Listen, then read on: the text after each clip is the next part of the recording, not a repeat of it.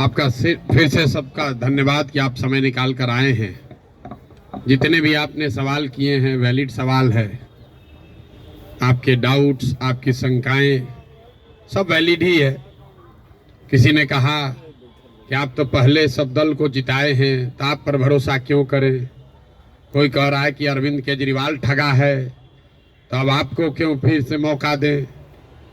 Doctor साहब ने तो पूरा 77 से पूरा हिस्ट्री ही पढ़ के बताया।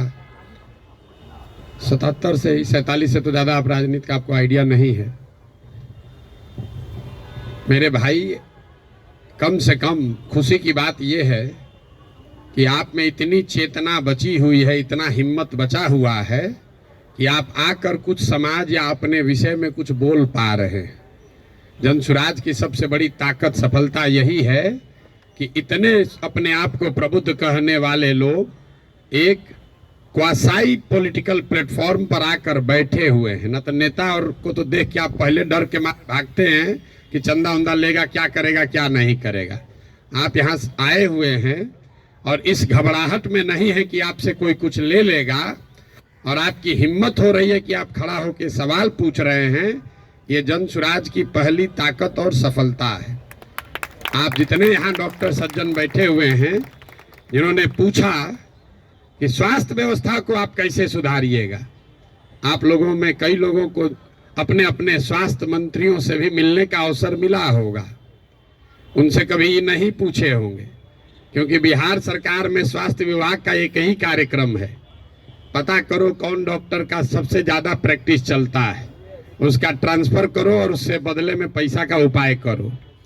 लेकिन आप में से किसी भी डॉक्टर ने आज तक ये हिम्मत नहीं की होगी कि जाकर पूछे स्वास्थ्य मंत्री से, जिसको आप वोट दबाते रहे हैं, कि भैया ये आप स्वास्थ्य सुधारने के लिए क्या करेंगे।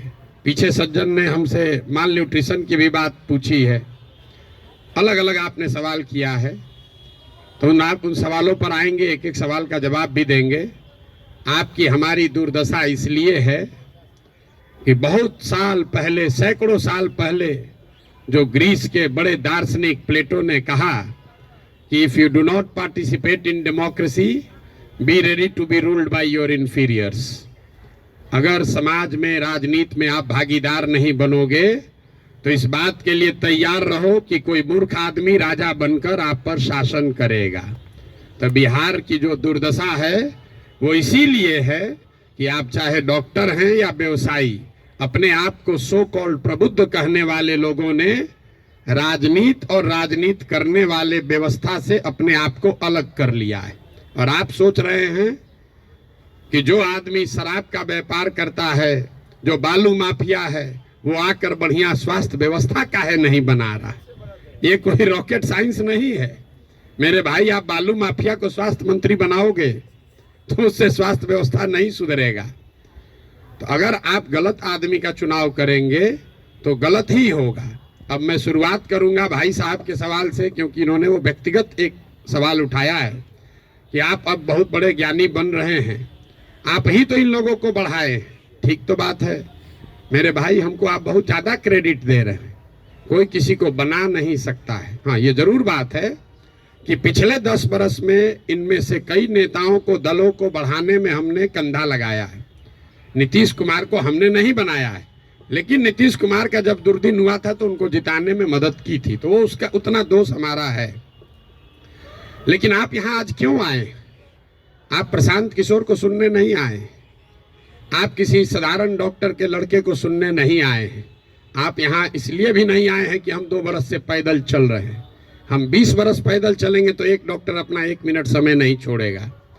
आप इसलिए आए हैं कि 10 बरस हमने वो काम किया है, समाज में लोगों को पता है कि ये आदमी अच्छा है, खराब है, इस आदमी को राजनीति का समझ है। अगर पैदल चल रहा है तो कुछ न कुछ सोचिए कि चल रहा होगा। ये अपने आप को बड़ा मत बनाइए, अपने आप को पेडेस्टल पर मत बैठाइए। हम जब पैदल चलते हैं, लोग दुकान में, दलान में बैठ के हंसता है, क्या ही चलने से कुछ होगा बिहार में। फिर भी हमारे पास आता है, इसलिए आता है कि उसको डर है कि ये प्रशांत किशोर चल रहा है। और वो डर इसलिए है कि 10 बरस हमने वो काम किया है जो आप कह रहे हैं। मैं इसका रेफरेंस क्यों दे रहा हूं? क्योंकि मैं किसी मुख्यमंत्री का लड़का नहीं हूं, मैं किसी प्रधानमंत्री का लड़का नहीं हूं, मैं एक साधारण डॉक्टर का लड़का हूं और मेरा काम ही मेरा पहचान है। वो काम किए हैं तब आज हमको सुनने आए हैं। हम आपको ज्ञान देंगे कि कैसे चुनाव होगा, आप सुनिएगा। अगर हमने 10 बरस वो काम नहीं किया होता आप वो बात नहीं सुनते। लेकिन लालू यादव का लड़का, राजीव गांधी का लड़का अगर आकर आपको ज्ञान दे तो चाहे जीवन में एक भी चुनाव न जीता हो, आप उसकी बात को खूब गौर से सुनिएगा, क्योंकि वो बड़े बाप का लड़का है।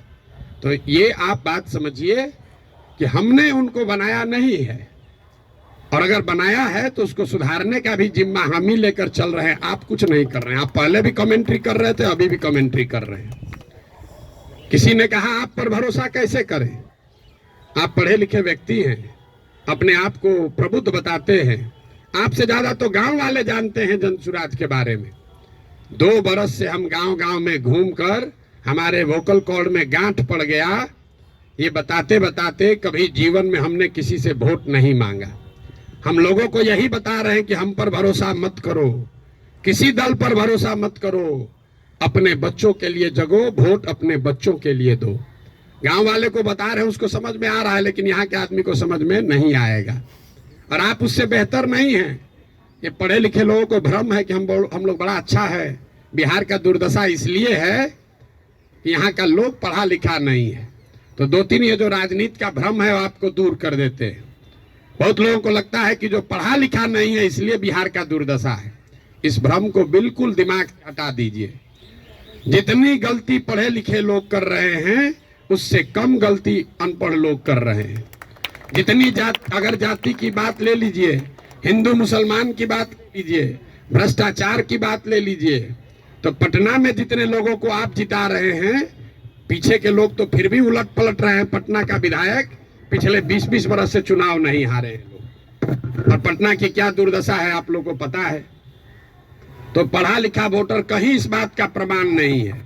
जब देश आजाद हुआ तो इस देश में कुल 18% लोग साक्षर थे, 82% लोग निरक्षर थे।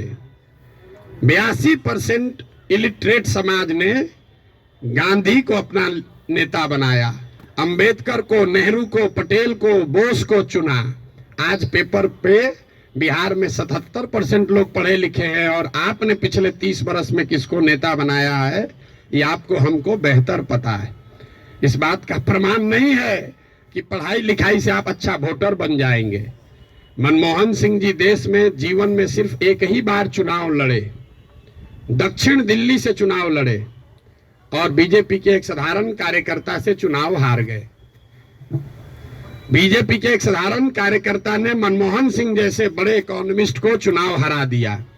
और वो चुनाव झंझारपुर से नहीं लड़े, वो चुनाव मधुबनी से नहीं लड़े, बिहार से नहीं लड़े कि जाति पर सब वोट पड़ता है।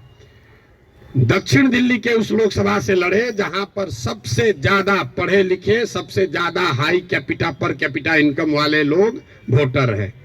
उन्होंने मनमोहन सिंह जैसे बड़े इकोनॉमिस्ट को छोड़कर एक साधारण कार्यकर्ता को चुना।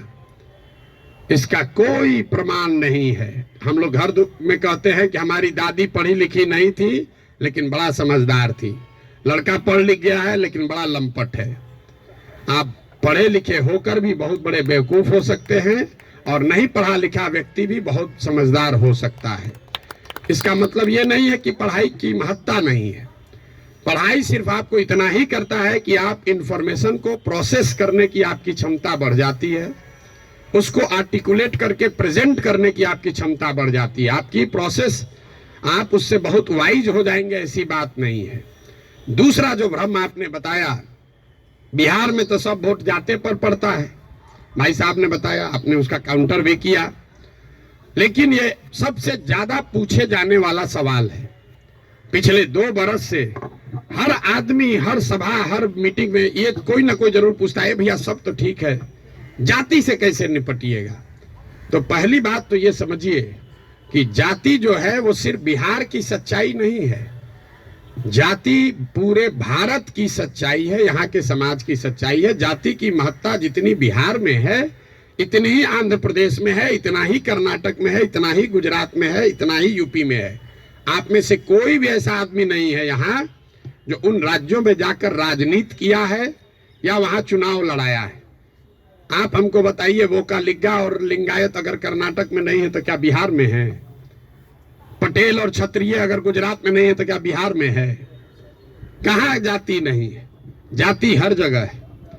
और जाति, ये आपको हमको हमारे दिमाग में ये बैठा दिया गया है कि बिहार में सब चीज जाति पर ही होता है। इस चीज को एग्जामिन कीजिए कि क्या बिहार में सब लोग वोट जाति पर देते हैं? तथ्य पर जाइए, दैनिक जागरण पर लेख पढ़कर दिमाग मत बनाइए। हम आपको 4 उदाहरण अभी देंगे। आगे क्या होगा छोड़ दीजिए, पीछे क्या हुआ है वो बताते हैं, आपको अपने आंख खुलेगा। 1984 में बिहार में कांग्रेस को बहुत बड़ी सफलता मिली थी। करीब करीब उस समय बिहार झारखंड जो एक साथ था, 54 में 53 सांसद कांग्रेस के जीते थे। यहाँ बैठे जितने साथी हैं उनसे पूछूंगा उस समय कांग्रेस को कैसे वोट पड़ गया। राजीव गांधी के जाति के बहुत लोग तो नहीं रहते हैं बिहार में, तो आप बताएंगे कि वोट राजीव गांधी को नहीं पड़ा, वो तो इंदिरा गांधी की मृत्यु हुई। उस मृत्यु से जो सहानुभूति की लहर बनी उसमें जाति पाति छोड़कर सबने कांग्रेस को वोट दिया। सब लोग मुड़ी हिला रहा है, उसको लिख लीजिए। फिर पूछेंगे 1989 में इसी बिहार में क्या हुआ? बीपी सिंह जी के नेतृत्व में कैसे पूरा जनता दल बिहार जीत गया? आप में से ज्यादातर लोग बताएंगे कि जनता दल को वोट नहीं पड़ा।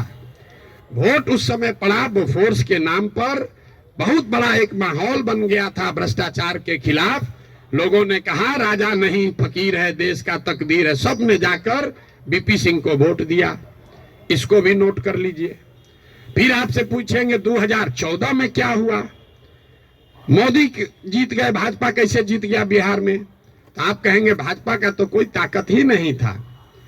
वोट भाजपा को नहीं पड़ा, मोदी को पड़ा। मोदी के नाम पर ऐसी लहर बन गई कि समाज के हर वर्ग ने जाकर मोदी को वोट दिया।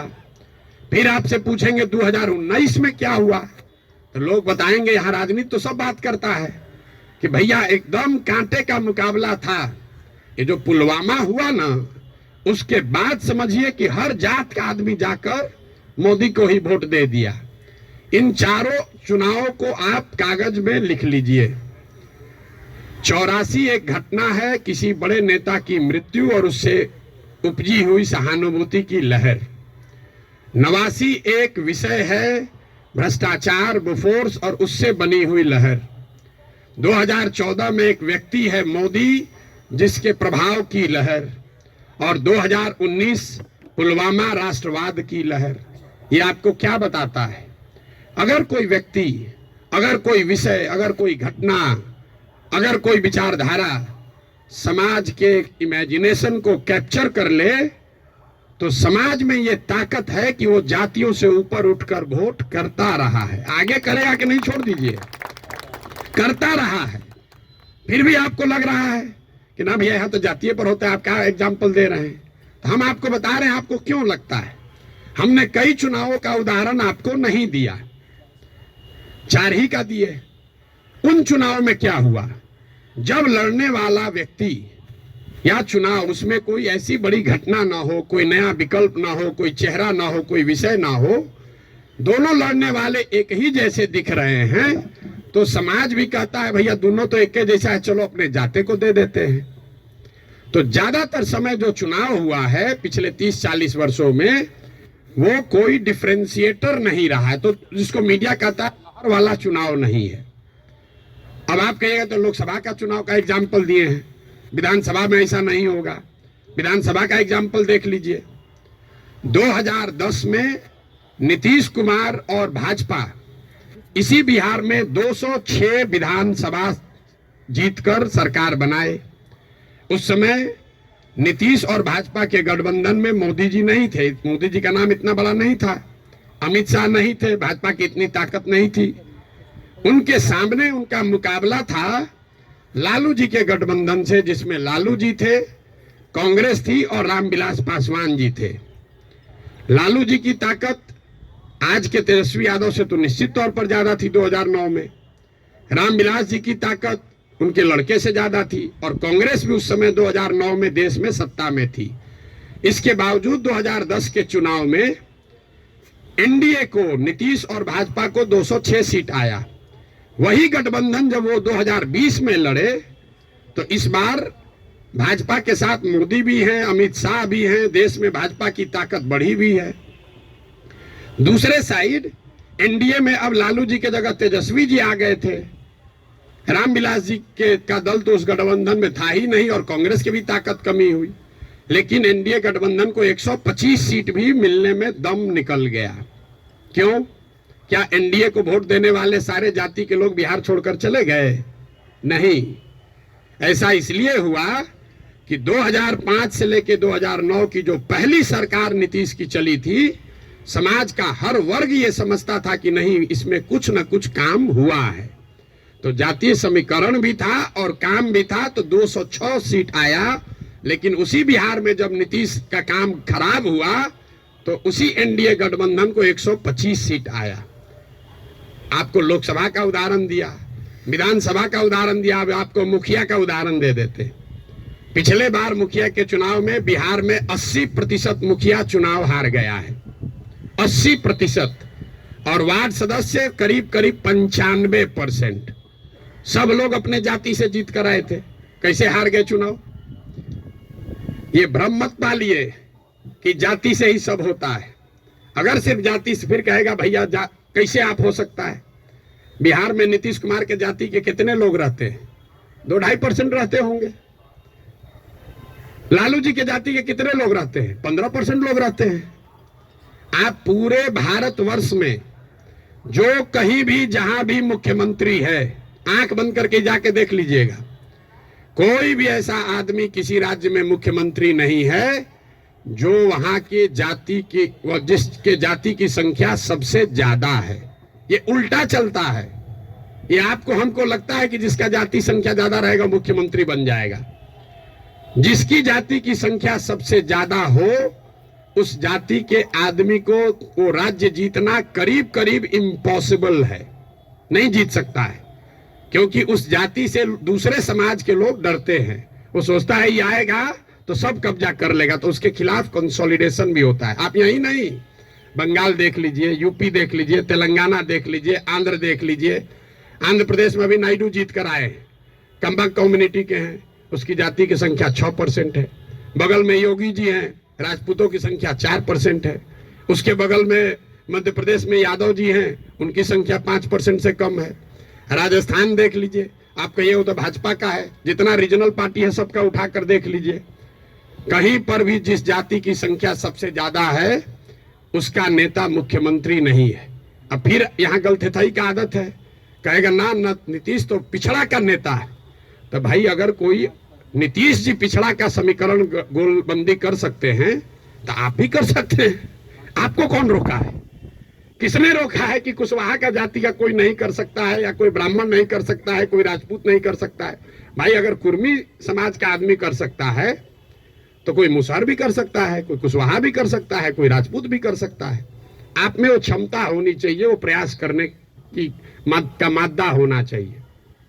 जाति का भ्रम मत पालिए। और अंतिम बात, मान लीजिए एक बार कि आपको बात मान भी ले कि जाति बड़ा महत्वपूर्ण है, तो जिसको भी राजनीति के जरिए समाज का अगुवा बनना है, उसके पास ये विकल्प नहीं है कि समाज में सब सुधर जाएगा तब हम आएंगे।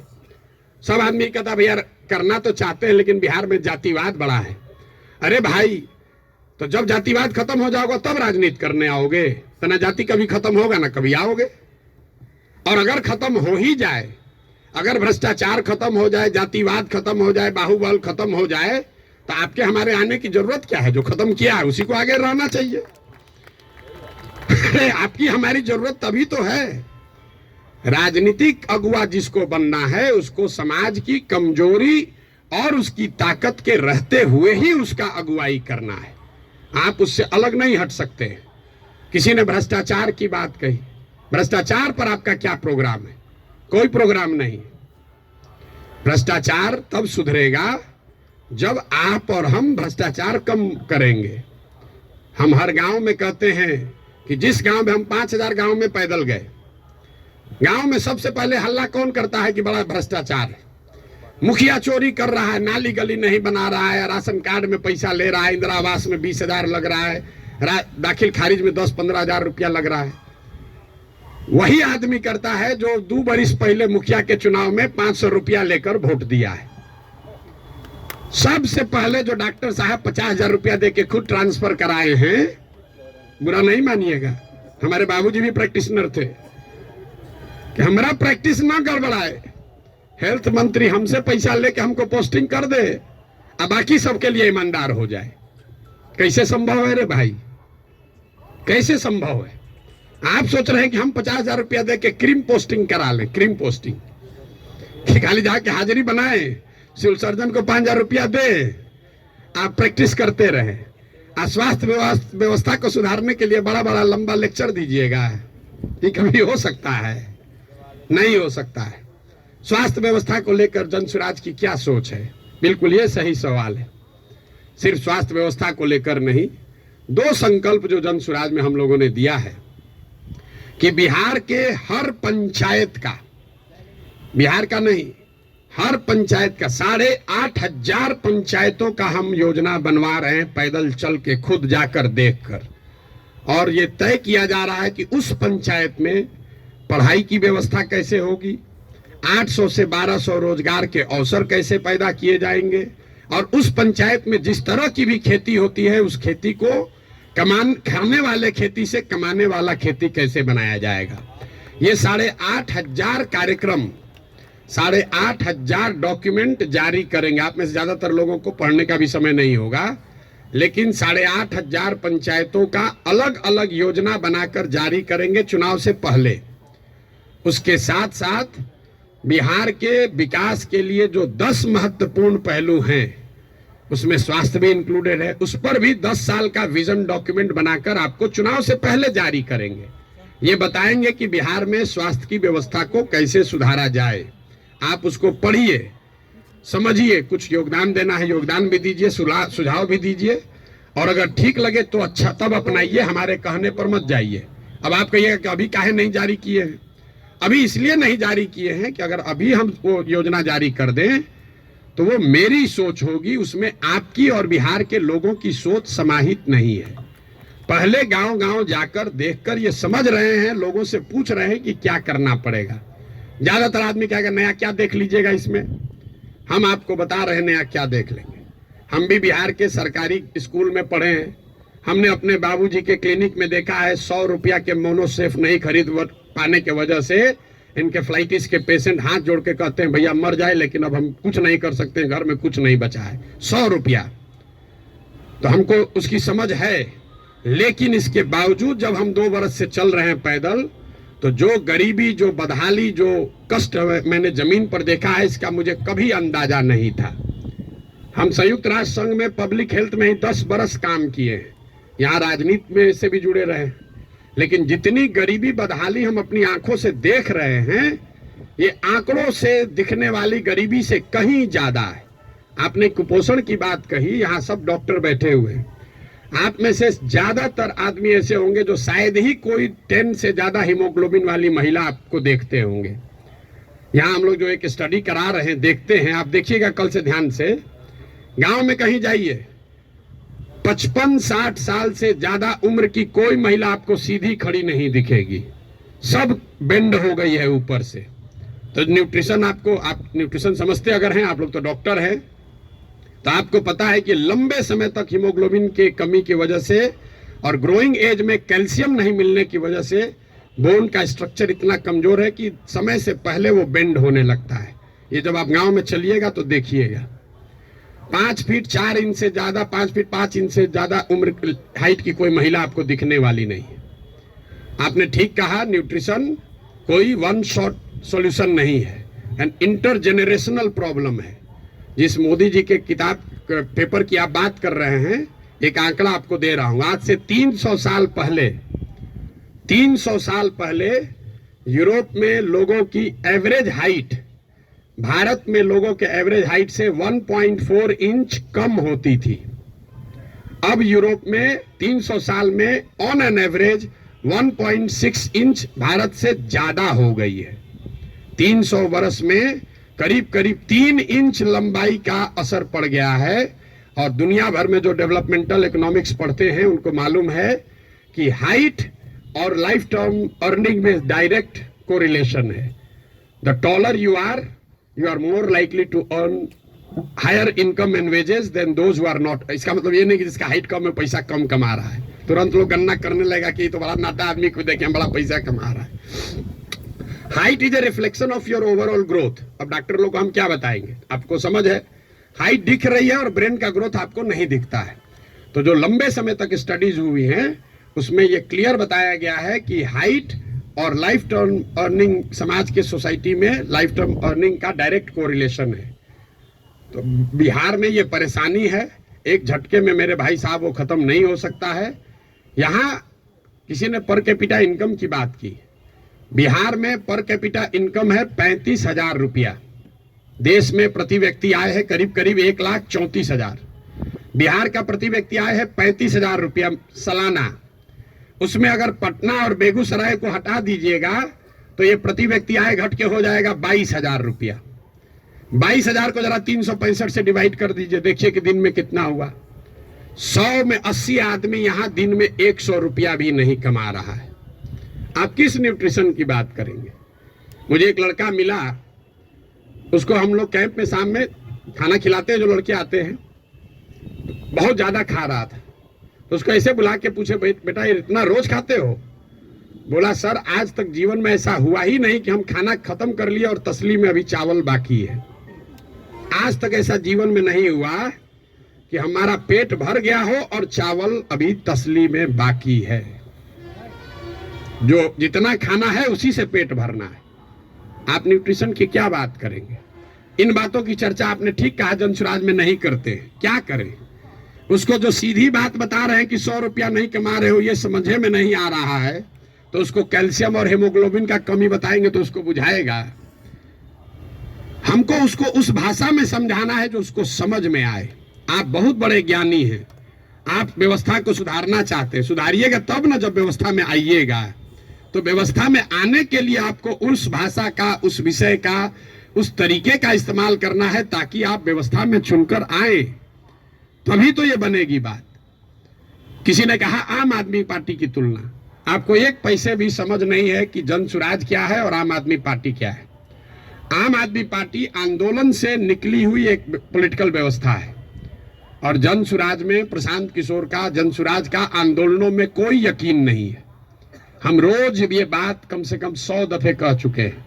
जनसुराज आंदोलन नहीं है, इसको जेपी के आंदोलन से कंपेयर मत कीजिए और इसको आम आदमी पार्टी के आंदोलन से कंपेयर मत कीजिए, क्योंकि आंदोलन है ही नहीं। क्यों नहीं है? हमको लोग आगे कहता है भैया आंदोलन कीजिए उससे बिहार सुधरेगा। मेरा आंदोलनों में कोई यकीन नहीं है, क्योंकि मानव सभ्यता का इतिहास आपको बताता है, पूरे दुनिया का, बिहार का, भारत का नहीं, पूरे दुनिया का मानव सभ्यता का इतिहास ये आपको बताएगा कि आज तक किसी भी आंदोलन से, फ्रांस की क्रांति को अगर आप अपवाद के तौर पर हटा दीजिए तो किसी भी रेवोल्यूशन से, आंदोलन से कभी समाज का भला नहीं हुआ है। आंदोलन और रेवोल्यूशन जो है वो किसी को सत्ता से हटा सकता है। वो तेज हथियार है जिससे आप बड़े से बड़े वृक्ष को काट सकते हैं, उससे आप नए समाज का निर्माण नहीं कर सकते। भाई साहब खड़ा होकर जेपी का आंदोलन का एक उदाहरण दे रहे थे। मेरे भाई जेपी का आंदोलन कहाँ कहा गया है? आप तो जेपी के आंदोलन में शायद जुड़े हुए हैं, आपने दावा किया। जेपी के आंदोलन में कहाँ कहा गया है कि बिहार को सुधारा जाएगा? जेपी के आंदोलन का नारा था संपूर्ण क्रांति, इंदिरा गांधी को हटाओ। तो उस आंदोलन की, क्रांति की इतनी ताकत थी, इंदिरा गांधी को हटा दिए। नया व्यवस्था बनाने की बात कहां कही गई थी? अरविंद केजरीवाल या आम आदमी पार्टी ने नई व्यवस्था की बात कहां कही? उन्होंने कहा भ्रष्टाचार हटाओ। हम तो नहीं कह रहे भ्रष्टाचार हटाओ, क्योंकि दुनिया में कहीं इसका कोई प्रमाण नहीं है कि कोई एक कानून बनाकर आप भ्रष्टाचार खत्म कर देंगे। ये तो सतत प्रक्रिया है। जिन देशों ने भ्रष्टाचार पर अंकुश लगाया है, दुनिया में सबसे ईमानदार देश कौन है? जो स्कैंडिनेवियन कंट्रीज हैं, फिनलैंड, स्वीडन, नॉर्वे, डेनमार्क, वहां जाइएगा, वहां करप्शन मिनिमम है। आप जाकर उसका अध्ययन कीजिए कि वहां कैसे करप्शन कम हुआ। वहां अरविंद केजरीवाल थोड़े पैदा हुए थे, वहां जन्म लोकपाल करके कोई विधायक नहीं पारित हुआ। वहां भ्रष्टाचार 4 तरीके से कम हुआ है। पहला, समाज में ये जागृति बनी लंबे समय में कि अच्छे और स्वच्छ लोगों का चुनाव करो, मतलब इलेक्टोरल प्रोसेस को जहां तक हो सके उसको स्वच्छ बनाया गया। आप में से कुछ लोग सोशल मीडिया पर अभी देखे होंगे, नीदरलैंड्स का प्रधानमंत्री अभी आज से करीब 2 हफ्ते पहले 12 बरस प्रधानमंत्री रहने के बाद हटा है, तो वो साइकिल से अपने घर से अकेले निकल रहा है। तो वहां की समाज ने ये व्यवस्था बनाई कि स्वच्छ लोग स्वच्छ तरीके से वोट करें, स्वच्छ लोगों को चुने। दूसरा उन्होंने क्या किया, उन्होंने बहुत बड़े स्तर पर जन भागीदारी, लोकतंत्र को समाज में उतारा। सिर्फ सरकार चुनने की व्यवस्था को लोकतंत्र नहीं बनाया, जो सरकार के नीतिगत फैसले हैं उसमें समाज की भागीदारी करी। और चौथा, बहुत बड़े स्तर पर टेक्नोलॉजी का इस्तेमाल हुआ है। आप लोग जितने लोग आए हैं, ज्यादातर लोग नल जल योजना के बारे में सुने समझे होंगे, बहुत यहाँ ब्यूरोक्रेट लोग भी बैठे हुए हैं। नल जल योजना में अभी तक सरकार यही चक्कर में बहस में पड़ी है कि वहां चल रहा है कि नहीं चल रहा है। 25,000 करोड़ रुपया खर्चा हो गया। उसी सरकार में स्मार्ट मीटर लगाकर लोगों को यह पता है कि बिजली कितना कंज्यूम हो रहा है, लेकिन नल जल में अगर स्मार्ट मीटर लगाया होता तो कम से कम इतना तो पता चलता कि वहां पानी चल रहा है कि नहीं चल रहा है। 25,000 करोड़ रुपया खर्चा कर दिया, लेकिन पानी को निकलने, मापने, उस पर बिल करने का कोई टेक्नोलॉजिकल सॉल्यूशन नहीं ढूंढा। तो ये 4 चीजें जो हैं उसको करके भ्रष्टाचार पर अंकुश लगाया जा सकता है। लोकतांत्रिक व्यवस्था को जहां तक हो सके उसको भ्रष्ट लोग और भ्रष्ट पैसे से बचाया जाए। दूसरा, जनता को नीतिगत मामलों में शामिल किया जाए। तीसरा, उनको भागीदार बनाया जाए, सरकारी सत्ता और संसाधन का विकेंद्रीकरण हो। और चौथा, बड़े पैमाने पर टेक्नोलॉजी का प्रयोग हो। अगर ये चारों का इस्तेमाल करेंगे तो भ्रष्टाचार पर अंकुश लगाया जा सकता है। खत्म ना हो सकता है, ना होने का हम दावा कर रहे हैं। तो वो सब बात मत कहिए कि हम आप कैसे खत्म कीजिएगा, हम ना खत्म करेंगे, हमारे बस का ही नहीं, हमारे कैसे खत्म हो जाएगा। सीओ साहब का 40 लाख रुपया लेके पोस्टिंग कीजिएगा, सीओ पैसा नहीं लेगा दाखिल खारिज में, ऐसा संभव है? 40 लाख रुपया लेकर अगर सीओ से को आप पोस्टिंग कीजिएगा, थाना दीजिएगा, अगर किसी थानेदार को 20 लाख रुपया लेके, तो पैसा कैसे नहीं लेगा? लेगा ही लेगा। अब आपका एक और सवाल लोगों का जो रहता है, भैया इस पर कैसे भरोसा करें? भाई बिल्कुल मत भरोसा करो। जो पहले से आपको ठग रहा है, आप लोग डॉक्टर हैं, जो दवा पहले से फेल है उसको इस्तेमाल करना चाहते हो, लेकिन ट्रायल मेडिसिन कैसे, ट्रायल मेडिसिन का ट्रायल कैसे होता है? आपको मालूम है कि इसकी 100% गारंटी नहीं है, लेकिन फिर भी कहते हैं अच्छा पेशेंट मर रहा है, उसका कंसेंट लेकर आप ट्रायल मेडिसिन देते हैं कि 20% भी चांस अगर कहीं लग गया तो ठीक हो जाएगा। आप जनसुराज को वही ट्रायल मेडिसिन ही समझ लीजिए। पहले वाला तो पहले से एक्सपायर है। बताइए यहाँ के लोगों के बुद्धिमत्ता का जरा आलम देखिए। जो पहले से एक्सपायर मेडिसिन है उसको देने के लिए तैयार है, लेकिन ट्रायल मेडिसिन में शायद संभावना है 10% ठीक हो जाए, हम 10% कह रहे हैं, तो उस पर आप दाव नहीं लगाना चाहते। पहले से एक्सपायर मेडिसिन को कह रहे इसी को दो। भाई किसको कंपेयर कर रहे हैं आप? अगर 2 यहाँ नई व्यवस्था बन रही हो तो जरूर आपका वैलिड सवाल है कि भाई आम आदमी पार्टी को दे कि जनसुराज को दे। लेकिन जब पहले से तीनों एक्सपायरी मेडिसिन है, उसके सामने कुछ भी नया हो रहा है, तो आपको तो कहना चाहिए नहीं चलो एक बार ट्राई करके तो देखते हैं। यहाँ तो 30 वर्ष से खत्म ही हो रहा है। मेरा आपसे इतना ही अनुरोध है, आग्रह है। आपने ड्राइंग रूम में रहकर बहुत बात कर ली, अपने चैम्बर में रहकर बहुत बात कर लिया, आप समाज की चिंता करने वाले लोग हैं, लेकिन इसी अव्यवस्थित समाज से आपने अपने और अपने परिवार के लिए कुछ कर लिया है। अब ये समय है कि थोड़ा ही सही कुछ न कुछ अपने इस मिट्टी के लिए, अपने समाज के लिए वापस कीजिए। प्रशांत किशोर पर भरोसा मत कीजिए। हम करें, आप करें, हमारे बच्चे करें, आज हो या 20 वर्ष के बाद हो, करना तो किसी न किसी बिहार के आदमी को ही पड़ेगा। ये बात आप गांठ बांध लीजिए। कोई तमिलनाडु से आकर बिहार की व्यवस्था सुधारने वाला नहीं है। और डॉक्टरों का और बुद्धिजीवियों के लिए अंतिम बात, आपका सबसे बड़ा स्टेक है। कई बार पैसे वाले बुद्धिजीवियों को लगता है हम तो बचे हुए हैं, इससे हमारा लड़का तो बंगलोर सेटल हो गया। मेरे भाई, आपका दुर्दशा सबसे ज्यादा है। जो गरीब है उसका बच्चा तो फिर भी छठ उठ में आ जा रहा है, ट्रेन में धक्का खा के भी। आपका बच्चा कहता है ना, कहां जाएंगे छठ में, वहां ठीक नहीं लगता है। जो गरीब है वो बूढ़ा होगा, वापस अपने घर में आएगा, क्योंकि उसको बॉम्बे बेंगलोर रहने का साधन नहीं है। लेकिन आपके बच्चे, जिसके लिए आप अभी 18 घंटा काम कर रहे हैं, जैसे हमारे बाबूजी किए, आपके बच्चे बिहार वापस लौट कर आने वाले नहीं है। अगर जहाज डूबेगा तो उसमें बैठा हुआ हर व्यक्ति डूबेगा। हमारे बाबूजी भी 12 घंटा, कभी संडे को भी छुट्टी नहीं लिए, रात दिन लगे रहे, घर बना रहे हैं। हमारा बेटा रहेगा यहाँ, हमारा पतोह रहेगा यहाँ, हमारा लिविंग रूम रहेगा। आज ही कोई आदमी आया था, भैया 4 बरस से आप घर नहीं गए, वहाँ बक्सर में मेरा घर है, सासाराम में भी घर है, 4 बरस से वहाँ कोई दिया बत्ती जलाने वाला भी नहीं है। और हम तो 4 बरस से छोड़े, हमारा लड़का अगले 40 बरस नहीं आएगा, चाहे हम में जितना। ये देखिए, जिसका घर है, इनके बच्चे यहाँ नहीं है। इतना बड़ा बनाए हैं पटना में, इससे बड़ी प्रॉपर्टी पटना में नहीं होगी प्राइवेट। इनके बच्चे भी यहाँ नहीं है। अगर बिहार में वो व्यवस्था होती तो इस घर को बनाने वाले लोग भी यहाँ रहते। इस घर का ये बहुत बड़ा एग्जाम्पल है। अब देखिए इसकी दशा, जब इनके बच्चे यहाँ आकर नहीं रह रहे हैं, तो आप जो अपना मेहनत कर रहे हैं बेगूसराय में, मुजफ्फरपुर में, औराई में, कटिहार में, मेरे भाई कुछ नहीं बचेगा। इसलिए आपकी हमारी जिम्मेवारी है कि समाज को बनाइए, खड़ा कीजिए। अगर वहां अच्छा स्कूल खुल गया है तो आपका बच्चा आपके साथ रह के पढ़ रहा है।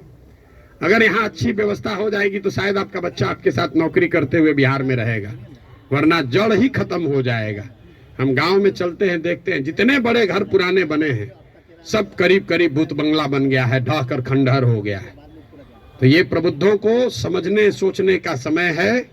एक अवसर अगर मिला है, आपके पास जो भी क्षमता है, जिस तरीके से भी, कुछ नहीं है, आप कम से कम मन से आशीर्वाद तो दीजिए। सवाल क्या कर रहे हैं? आपको कोई कहता सवाल करने, हमको कोई दिक्कत नहीं, दिन भर आप सवाल कीजिए, हम तो दिन रात यही काम करते हैं। लेकिन सवाल करके आप किसी का भला नहीं कर रहे हैं, आप अपना ही नुकसान कर रहे हैं। अरे कुछ नहीं कीजिए, कम से कम कुछ अच्छा हो रहा है उसके समर्थन में एक आवाज तो लगाइए। वो भी नहीं कर सकते हैं, गुड विशेष आशीर्वाद तो दे सकते हैं। आपसे तो कोई पैसा मांगा नहीं, वोट तो देने आप जाइएगा नहीं, ऐसे भी वोट देने तो ऐसे भी नहीं जाइएगा।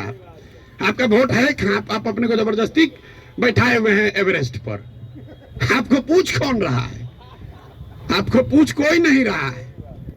तो अपने आप को रेलेवेंट बनाइए, ताकि आपके आने वाली पीढ़ी इस जमीन से जुड़ी रहे। आप जिस काम को करने के लिए अपना अभी जीवन खपा रहे हैं, आपके पास 1 मिनट नहीं है कि सांस भी लें। जो चीज बना रहे हैं उसको भोगने वाला, उसका उपयोग करने वाला कोई नहीं बिहार में बचेगा आपका अपना, अगर आप बिहार की व्यवस्था को सुधारने के लिए कुछ न कुछ न करें।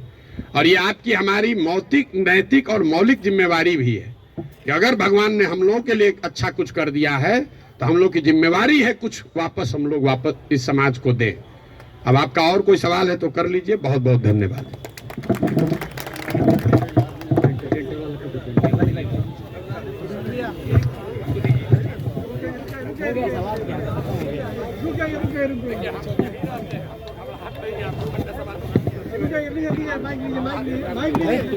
भाई ये रवि रंजन जी क्या बोल रहे हैं भाई?